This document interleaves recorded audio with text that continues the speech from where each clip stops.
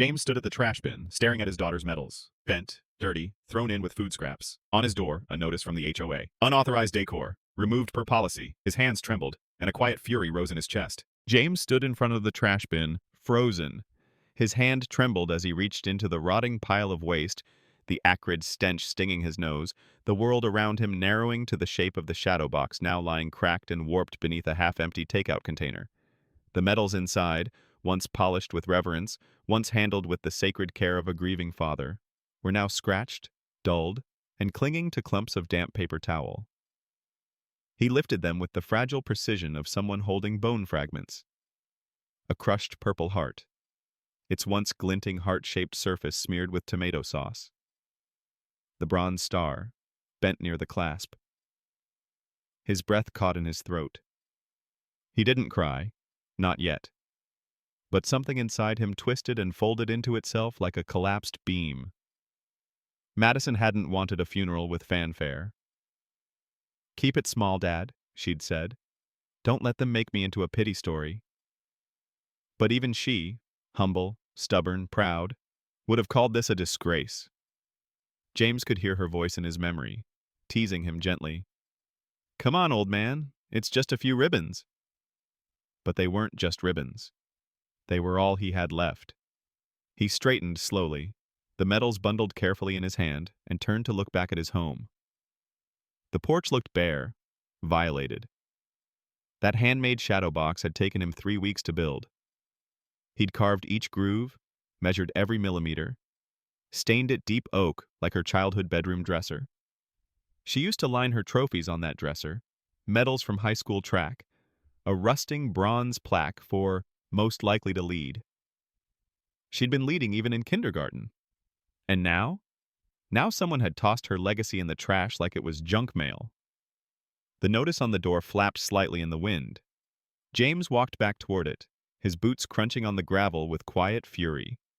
He ripped it off the frame, rereading every word, each syllable dripping with bureaucratic detachment. Visibility compliance policy. He let out a slow breath through his nose. His hand curled around the paper and crushed it into a fist. It wasn't a mistake. It was deliberate, calculated. Someone had looked at his porch, at the flag, at the medals, and made the decision that his daughter's sacrifice didn't meet aesthetic standards. That was the moment something shifted inside James. Grief had taught him to endure. But this wasn't loss. It was theft, of dignity, of memory, of honor. And he wasn't going to let it stand. James didn't sleep that night. He sat in his recliner, the house dark save for the dim orange glow of a lamp beside the fireplace. The medals, still damaged, still sullied, lay before him on the coffee table, carefully arranged atop an old army t-shirt of Madison's he'd never been able to throw away. The silence was crushing. Every creak of the house felt louder, heavier, like it was mourning with him. Max, his aging Labrador, lay curled at his feet, sensing the grief in the air and not daring to move. He had faced death when he buried his wife. He had faced sorrow when he buried his daughter. But this was something else. This was desecration. Not by some stranger, not by war or fate, but by the very people who claim to protect community values. Values? What value system tossed a soldier's legacy into a garbage bin and called it policy? The next morning, James left early. He didn't want to see the looks, the pity. But the neighborhood was changing. Slowly, quietly. 2 houses down, the Johnsons, who hadn't spoken to him in over a year after a dispute about a lawnmower, had tied a yellow ribbon around their mailbox. On the Holloway's mailbox, someone had left a single rose taped to the post with a note. She mattered. Still, not everyone was ready to take a stand. He saw Mr. Halverson across the street walking his dog, eyes glued to the pavement like a man ashamed of his own silence. A group of moms at the end of the cul-de-sac stopped chatting when James walked past, offering stiff nods, unsure how to navigate the shame that now hovered over the entire street. And then came the phone calls. The Military Times reporter was polite, measured, but furious. "I just want to understand," she asked. "Did they give any warning? Did they even speak to you before throwing them away?" No, James said. They taped a notice on the door like it was a damn parking violation. By evening, the phone rang again. This time, a firm voice with a Kentucky drawl. "This is General Carla Fields, Commander 101st Airborne." James stood up. "Yes, ma'am?"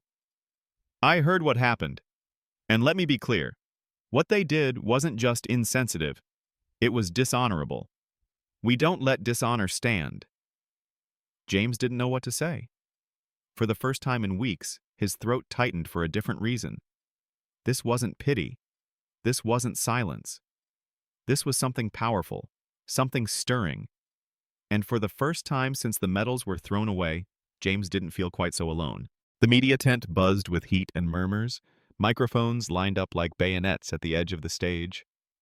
Reporters jostled for position. Cameras clicked in bursts. And yet a reverent hush settled the moment General Carla Fields stepped forward. She wore her full dress blues, not for ceremony, but for war. Her shoulders were squared, ribbons gleaming, posture unshakable.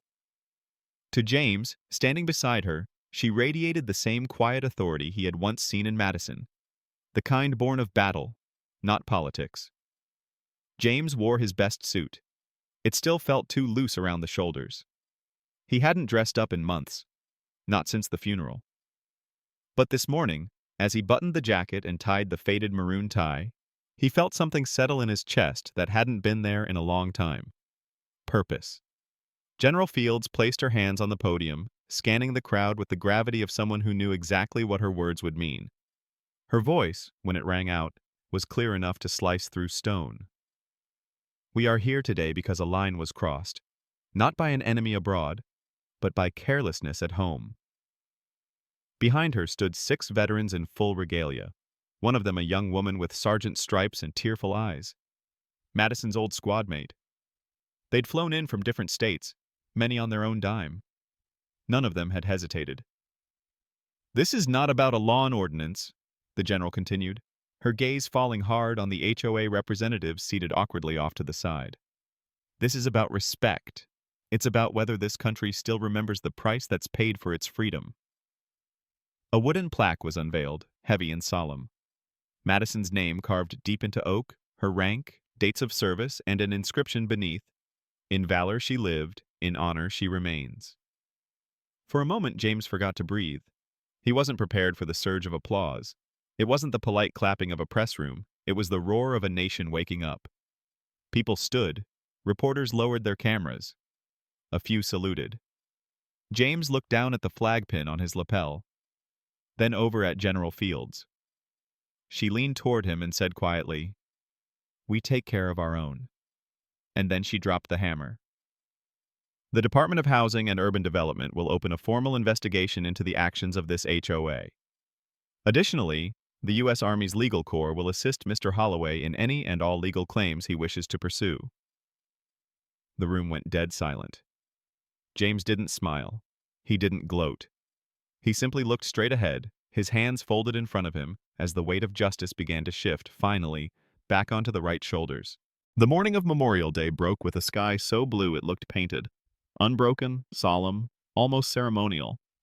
James Holloway stepped out onto his newly rebuilt porch, every board sanded and sealed, the wood still smelling faintly of varnish. The American flag swayed gently overhead, its edges crisp, its colors brilliant against the light. Just beneath it, centered above the steps, hung the new shadow box, larger than the last, reinforced with brass corners and lined in dark velvet. Madison's medals gleamed inside, polished to a soldier's shine. Each was remounted by members of her old unit, their fingerprints still invisible, but spiritually etched into the glass. James adjusted his blazer and scanned the crowd that had gathered on his front lawn and down the block. Children sat cross-legged on blankets, neighbors stood shoulder to shoulder, veterans in uniform formed a silent perimeter, a living wall of honor. The man who once walked his street alone in grief now stood at the center of something bigger than himself. 2 months ago, this community was fractured. Now, it stood united. Brenda Maynard's resignation had been swift and public. Her final act as HOA president had been a terse, typed statement emailed at midnight, followed by complete radio silence. The rest of the board folded within days. In their place, a grassroots committee of residents, half of them veterans or family members of service members, took over. They abolished the visibility compliance clause entirely. Flags, medals, and symbols of service were now not only permitted, they were protected. At the nearby elementary school, a student stood at the podium with shaking hands and a voice that cracked halfway through. The Madison Holloway Leadership Award goes to someone who showed courage this year when her family lost their home in a fire, but kept coming to school every day to help others. The crowd applauded as a shy girl walked up to receive the medal, her eyes shining. James had watched from the back, heart swelling. His daughter's name would live not in bitterness, but in the courage of others. And now, on this morning, with sunlight bouncing off brass and wind carrying the solemn flutter of fabric, it was his turn to speak. James stepped up to the microphone. He didn't bring a script.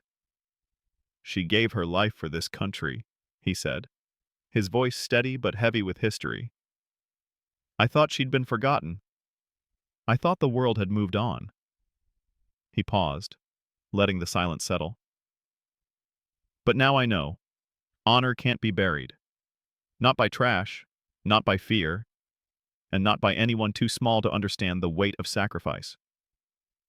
No applause came immediately, just a silence so powerful it pressed against the skin. Then, one clap, then another, and then the crowd erupted, not just in approval, but in something deeper: relief, vindication, and a shared understanding that some things are too sacred to discard.